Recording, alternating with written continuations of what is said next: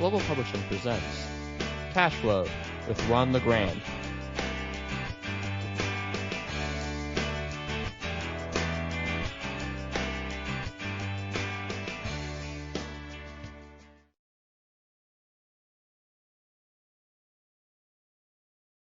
Okay, let's get back to work, and we are moving on to another way to buy houses called options.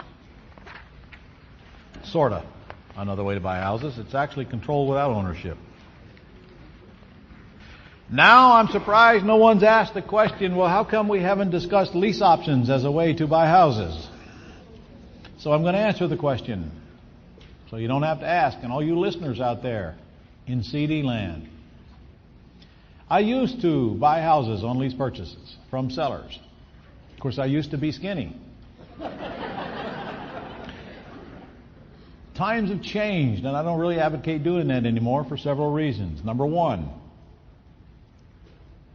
people who won't give you the deed are probably not ones you want to lease from either. The problem is not the technique, it's that you haven't pre-screened them properly to begin with. If you can't get the deed, get the door. And I'm sure there are rare exceptions to that, but very rare. Second, if I get the deed, I own it. I never need to see the seller again as long as I live. I don't need their permission to do anything to the house. I don't need their signature when I'm ready to sell the house, lease it, or whatever. I don't ever need to contact them for any reason as long as they live or I live. When I lease option it, they still have the deed. I'll need their signature. I'll still need them.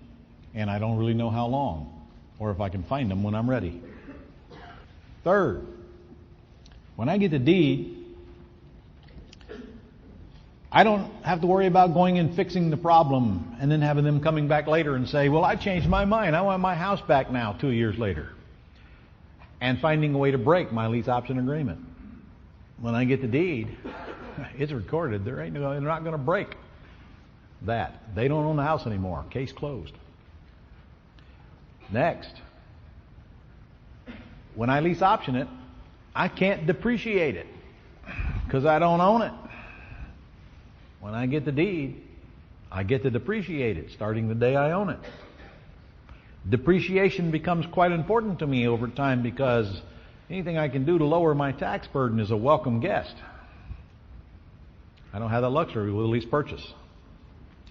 For all of these reasons, and the fact that I've found that it's easier to get the deed than do a lease anyway, I see no reason to lease option properties from sellers anymore. Therefore, you will not find it in this series.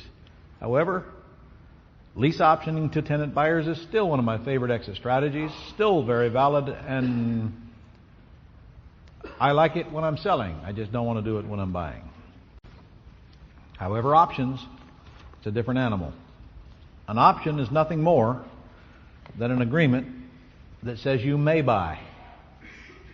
An option does not guarantee the seller you will buy.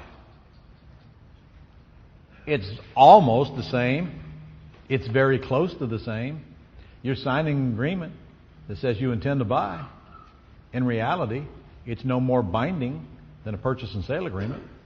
Or a purchase and sale agreement is no more binding than an option.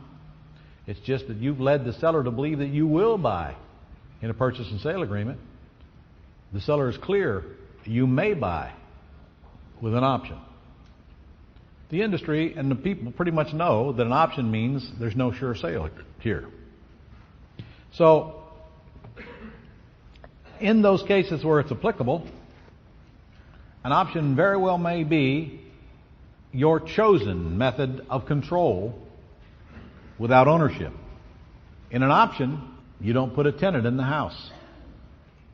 You don't even have, you're going to have a key to the house. If you don't have a key to the house, you don't need to be optioning it. And the house is going to be vacant most of the time. But you're not putting a tenant in it. Unlike if you were to lease option it and put a tenant in it, that's a sandwich lease. In an option, there will be no income coming into you until you close the sale. So one of the disadvantages of an option is you don't perform or you don't get paid. And in fact, isn't that the way it should be? Yes. Caution here. Optioning houses with a clear intent to resell or not buy could be constructed or construed as practicing real estate without a license in some states. If it's clear in your agreement, in your option agreement, that the only way you're going to buy it is to resell it, and it says that in there, I must resell it or I won't buy it, someone with the authority could say, you're nothing more than a realtor in disguise. Where's your license? Now, they may not be able to get away with that, but still you should know that it should not be in your agreements that you do not intend to buy unless you find a buyer first. There's no reason to put it in there anyway. And there are rules in a few states concerning options. Mainly they say you will need a license to sell an option. Kentucky's one. Colorado's another. You can't sell an option without a license. But you aren't selling an option. You're selling a house that you have under option. Ergo, you don't need a license to option a property and sell that property. If you sell that paper called an option in a couple of states, they say you need a real estate license to do so. In our example on our next page, it's actually a pretty darn good example of an option candidate. It's a $750,000 house, which in my opinion is about the bottom end you'd want to mess with on an option. But in this case, it's a nice house. It's on the river. It's only worth $750,000, which means it ain't on a very good river. It's vacant. And it's been on the market with a realtor for 6 months at $699, and the realtor couldn't sell it. Oh no! The realtor can't sell it for $699. How am I going to sell it? Well, you're going to listen to me when I teach you how to sell properties. That's how. The listing is about to expire, and the sellers who live 1,500 miles away are trying to decide whether to relist. By the way, they called you.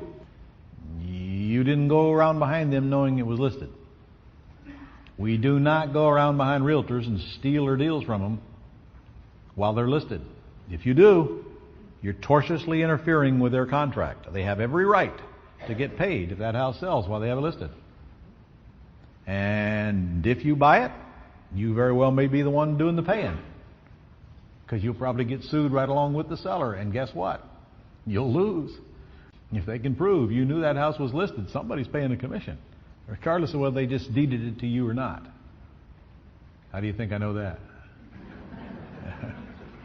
Yeah. It only happened to me once. I got it. I helped a lady out of foreclosure, bailed her out. It was listed. I knew it was listed. The sign's in the front yard. What, am I blind? She told me it was listed. I put it right in her contract. If you want to go sell this house and leave it, just leave the house listed till the listing expires. But I'll go ahead and buy it now and bail you out of foreclosure. And of course, what do you think the very first thing she did as soon as I got the deed? Called a realtor and said the house was sold. So then what do you think the realtor did? Calls a Ron and says, well, where's my commission? And then Ron says, what do you mean your commission? You go collect it from the seller. I'm the buyer. What do you call me for? Well, he showed me why. I lost. I paid the commission.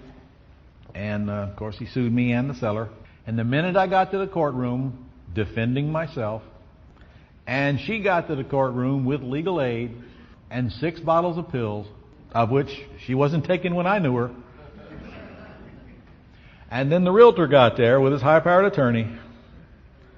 I said, I'm paying this commission. I can feel it coming. And the realtor's attorney spent 2 hours proving to the court that I knew it was listed. That's all I could do to stay awake. And I finally said, stop, please stop. I knew it was listed. I confess. Look, on the back of the contract, it says I knew it was listed. Your Honor, I knew. Tell him to stop. Jeez, enough already. Of course, I probably just killed my own case, but what the heck?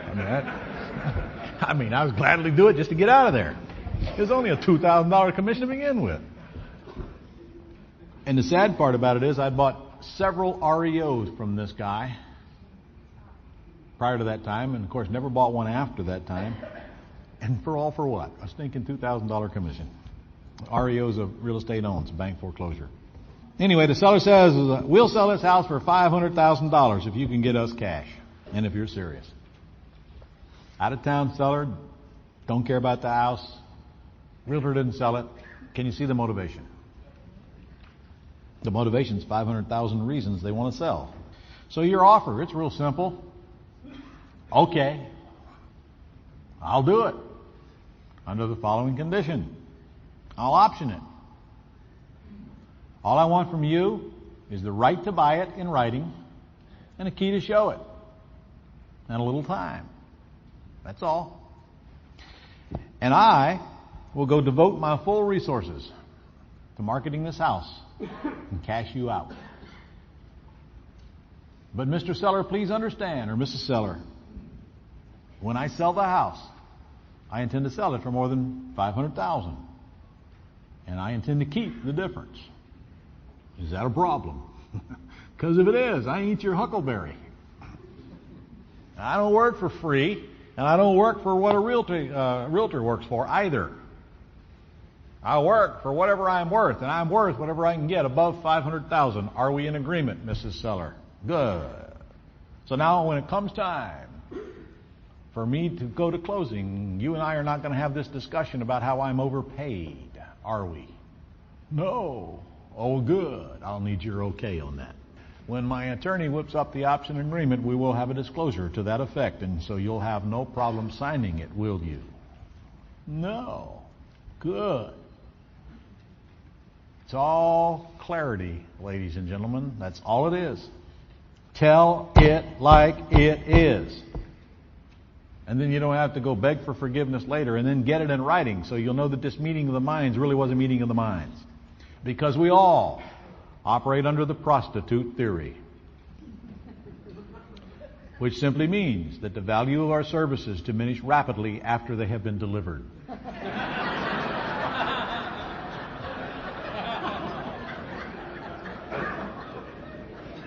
I'm going to let that sink in for a minute.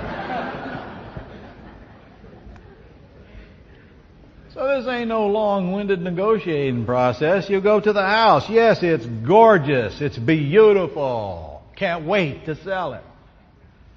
I'm going to get an option agreement done by my attorney. Take a couple days. If you'll go down and get that thing okayed, I'll kick it into gear. And all my resources and focus are going to be on this house till I get it sold. Need a key. Thank you. Goodbye. 2 or 3 days later, the attorney's whipping up an option agreement. They go down to sign it. You're in total control for however long you negotiate, which we're going to get to when we handle objections. Simple. Simple deal. Now you go sell it for $650. Give them a bargain. It's worth how much? $750. So you sell it for $650. You just let them beat you up and take advantage of you. And you walk away with a check for $150,000. How many of those you need a month? Well, just for the record, is there anything stopping you from having 4, 5, 6, or 7 houses under option at any given time, and maybe even in the same area?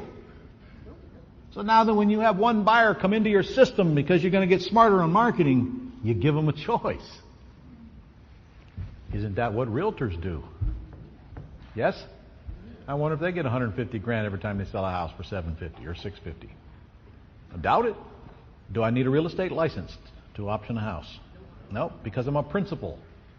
I have a contract that says I can buy the house, not list the house. Clear, in writing, signed in front of an attorney. I have every right in the world to go sell that house now. That right is granted to me within that option. And that is the clear understanding that I have with a seller. Simple. If there's ever a time when I'm going to learn how to sell high-priced houses, why don't we do it when we don't have high-priced monthly payments to make? And you see, that's one of the big advantages of options. You don't make monthly payments on houses you have an option to buy. You only make those on the ones you've bought. So I have no risk except marketing cost and the $100 it takes to tie up the option. And guys, it's $100. I don't care if it's a $5 million house. And we're going to get to that in the follow-up section, actually. Advantages to the seller. 1, how many people, you got a house for sale, put yourself in the seller's position. How many people would you like spending their money and their time selling your house at no risk to you? Yeah, bring them on by the dozens. Bring them on. Number 2, the seller has no expense in this cost of sale except whatever they might think they could have got above what they are agreeing to pay. They have no risk. No tenants or collections. Nobody's living in their house, and it's an all-cash sale. They don't worry about any kinky terms. They retain the rights to sell or list. There's nothing stopping them. We got an agreement that might go into our option that says they can sell it if they want while we're trying to sell it, but they're not going to list it. They're not going to list it while I'm trying to sell it. That is not a right I'm going to give them. We're going to get to that as well. You know, if they don't want you to take the house off the market, okay, you don't have to. The seller wants to continue selling it, and I got an out for that. It's not complicated. And of course, they get credit protection because whether they owe anything on the house or not, it's not your concern. As long as it's less than what you've optioned it for. They're going to continue making the payments. They know they're going to make the payments. They're going to make the payments whether you come into the picture or not. So they got all kind of advantages. How about to you? You got no money invested except for $100. You got no repairs to do. And ladies and gentlemen, you will not do repairs on houses you don't own. Ron to class. We don't repair houses unless we own them. Seller repairs house or you don't option it. If it's not in excellent, showable condition, you don't option it. Unless the seller wants to do it before you'd option it. No risk except marketing cost. And you're not going to spend much on that. Huge profit potential. You know what? You have a choice. Sell a $3 million house and make $600,000. Or sell a $300,000 house and make $60,000. Which one appeals to you? Do you know it ain't going to take any longer to sell a $3 million house than the $300,000 house? Might. Or might not. You might get lucky and get out there in the marketplace and find that $3 million buyer quicker than you find that $300,000 buyer. More dollars you waller in, the more stick to you, eh? You learn to sell high-priced houses. Is that a finely tuned art that you'll pick up quickly? Do people who buy $3 million houses have the same eyes that people who buy $300,000 houses? No. No, they look through different glasses. Theirs are rose-colored. And they're looking for quality, and they're looking for just what they're looking for. And they know they can buy anything they want. And frankly, if you're even dealing in a $3 million house, it's probably already inherent within the house. Somebody's already done the stuff that they're looking for. And now if it's ready to sell, your job is real simple. Locate prospects. As soon as I tell you how to do it. No closing or holding costs. We don't have any closing cost on options. Why? Because my seller is deeding to my buyer. And what my seller doesn't pay, my buyer will. And I'll pay everything else. 50% rule. He pays 50, he pays 50. I pay none. If you don't like the way it's going and you want to quit, you can call off an option at any time without pissing anybody off. Simply says, I have up to 6 months or whatever the term. Doesn't say I'm going to keep the whole 6 months. Look, you get tired of selling the house. You find something in the house that just turns everybody off and you just don't want to fight the battle anymore and you don't want to spend your time and resources on it. Just, I'm done. Next. Nobody's mad. Now it'll cost you $100. You get to deal in quality houses and quality neighborhood. Who knows, you might even find the house that you want to live in.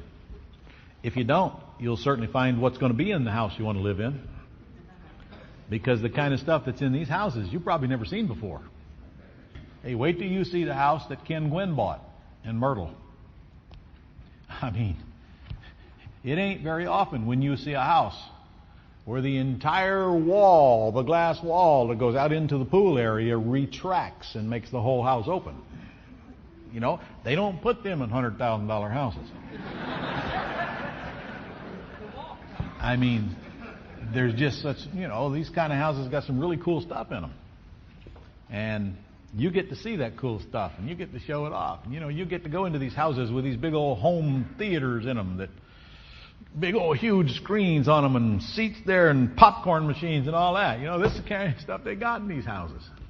Why not rub elbows with the upper class?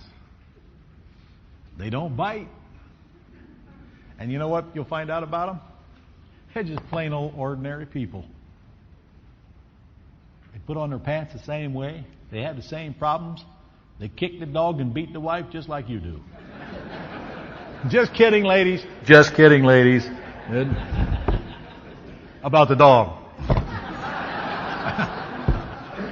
Just kidding. I don't want to hear any bad comments. If there's one thing I know about rich people, they're just people. I know, I'm one of them. You know, people make assumptions about. First of all, most of the rich people were once not so rich. And, you know, when they got rich, they didn't change their lifestyle much. They just bought cooler stuff. I'm a redneck. I'm always a redneck. I'm going to be a redneck till I die. The fancy stuff that you think rich people buy, I don't care about. I just soon go out and catch me a boatload of fish on my own boat, on my own time, as to fly halfway around the world to catch marlin that I have to turn loose. I just soon have a properly prepared hamburger than the best steak they got. You know, I'm just a simple guy. I don't need all that junk. I was going to buy my wife a fancy house, you know, one time, $3 million house full of marble and concrete, overlooking the river. And geez, you just one of them houses where you walk in, you're afraid to touch anything. She says, "This ain't us." And I said, "You're right. This ain't us." You know, you just can't take the country out of the people. And you're going to be surprised to learn the most rich people out there, they ain't all Donald Trumps. They don't all have entourages following them, and they don't have, you know, jets and helicopters and all that fancy lifestyle. Donald was born into that, and that's his lifestyle. That's not how the rich live. They're just plain old people. You couldn't spot them. If you went to a restaurant, you wouldn't even know where they were at. I mean, look at me. Do I stand out in a restaurant? Never mind. All right, what's your option candidates? First, they got to be beautiful houses, and they got to be in beautiful neighborhoods. Here's the biggest mistake I see people making on options. They pick unsellable houses. If you can't sell it, won't do you any good to option it. If it's a $3 million house sitting in a $300,000 neighborhood, you got a problem. If it's a big old mansion 45 miles from the nearest city, you got a problem. You got to just think, use common sense. Have I got the only animal anywhere on the planet like this thing? Is there anything around that's in this price range that resembles this house? What makes me think I can sell it? I don't want to be the only one in town with a big high-priced house. You know, when I'm selling a $3 million house in L.A., I don't even have to think twice. Okay, there's probably another one here. You know, in the next block or maybe next door. But in, you know, some areas, you got to think through that. In Jacksonville, I mean, we got very expensive houses here in some places, but it's not like other areas. Oh, we got $5-6 million houses in Jacksonville. I think we got a $20 million house here, but I wouldn't want to be the one trying to sell it. We got numerous multi-million-dollar houses here. But that's not the marketplace. That's the upper end of the marketplace. Put me in San Francisco, of course. And multi-million-dollar houses are kind of the norm, you know. $1 million house in San Francisco is a cheap house. And yet, I still get to build in my same kind of spreads, don't I? cheap house or not, whether it's the low end of the market or not. $1 million is $1 million, so I got a lot better chance of making a couple $100,000 on $1 million house, no matter if it's the bottom end or the top end. But I would much rather have the high-end houses be closer to the bottom than the top, because I got a better shot at selling them. So I don't want to be at the very, very, very top. So don't be bringing me a $20 million house you want to partner up with unless there's a bunch of $20 and $30 million houses sitting around it. And that ain't likely. Well, in some areas of the country it's possible, but it ain't likely. And by the way, if you bring me a $20 million house to partner up on, we ain't paying $19 million for it.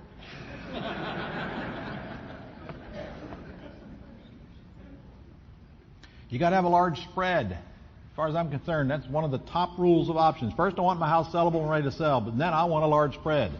Don't get involved with an option unless you can make 6 figures minimum. 6 figures. There's no period in the middle. Minimum. I want at least 25% equity in the house. I just made that rule up because it's true. And here's why it's true. When I option a property, I want to know that if I can't bring the market and get some attention on this property pretty quick, that I can always hire an auctioneer and auction this baby. And when I'm hiring an auctioneer and I'm auctioning a house, I already know that I'm not going to get more than about 80, 85%, 90%, if I'm lucky, on this big, beautiful house in this big neighborhood of the so-called market value. If I know that I might have to take 80% to move it, then I want to know that I'm buying it for less than 80%. So that if I move it, I get paid at least something. If I'm selling a $3 million house, I got to have at least 5% profit. I mean, that's the minimum. What's 5% of $3 million? 150. Imagine that. Ooh, that 5% looks a lot better now, doesn't it? It's just a little over 5%. But think about what I got to do in that case. I got to hire an auctioneer and drive them to this, do the auction, and boom, it's gone. And the buyer pays the premium. The buyer pays the commission, of which I could get another 5% just from that, because it's 10% buyer's premium. In my mind, I'm always thinking, okay, if I have to, can I auction it?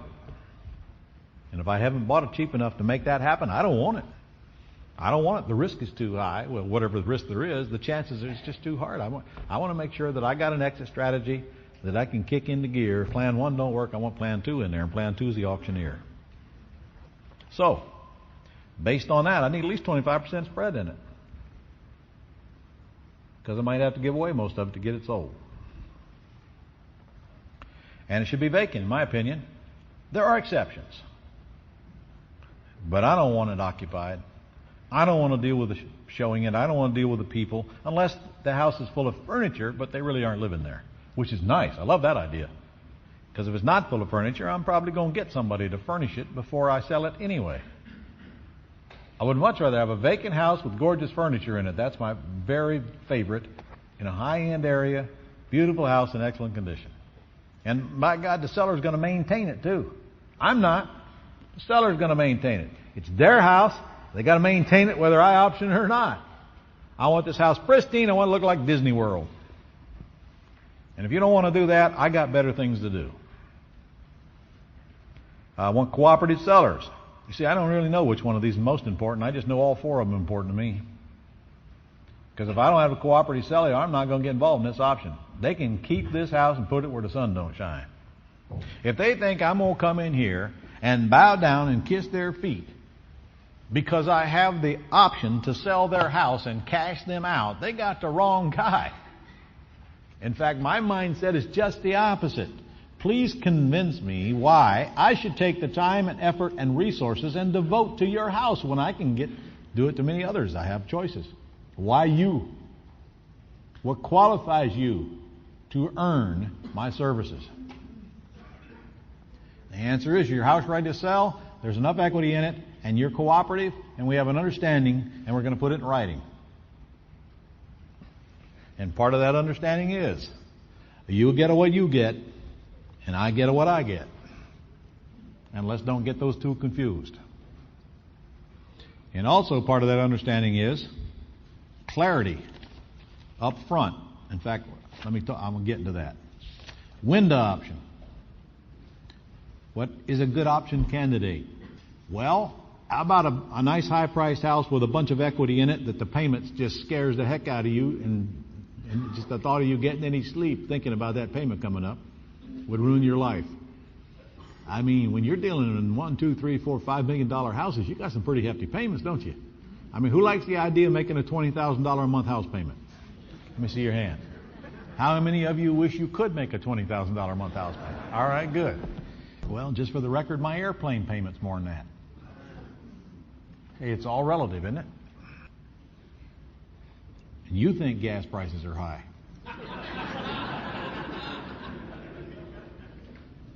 Second, the seller won't sell till they're cashed out. In my mind, that triggers option.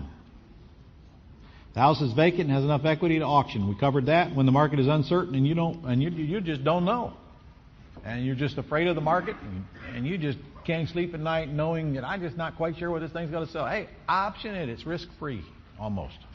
That's when you option. But there's an option obstacle on the next page, and that obstacle is the chain of title.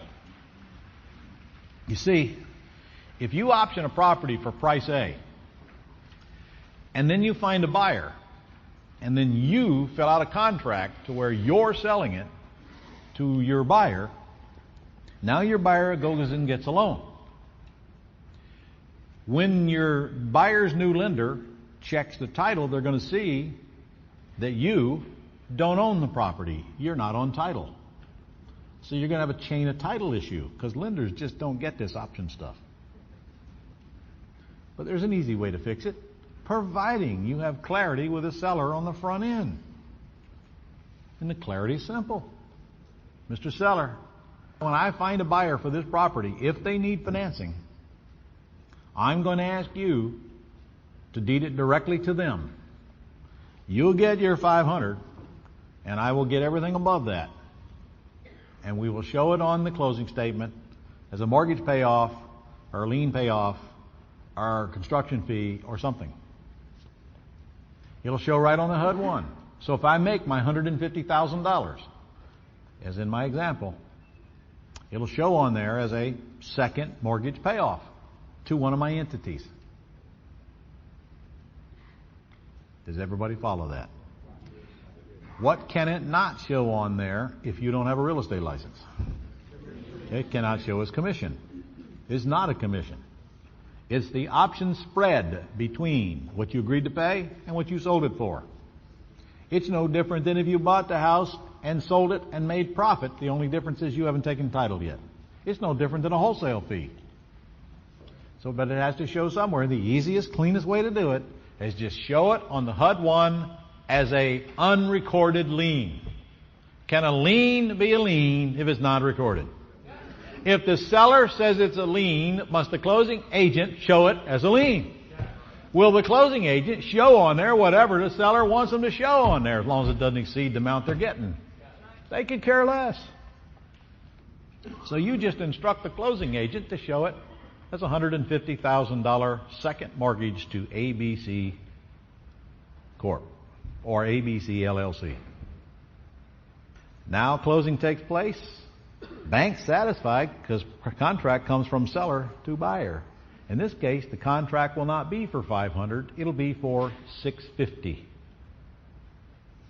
Now you see why I need complete cooperation from my seller.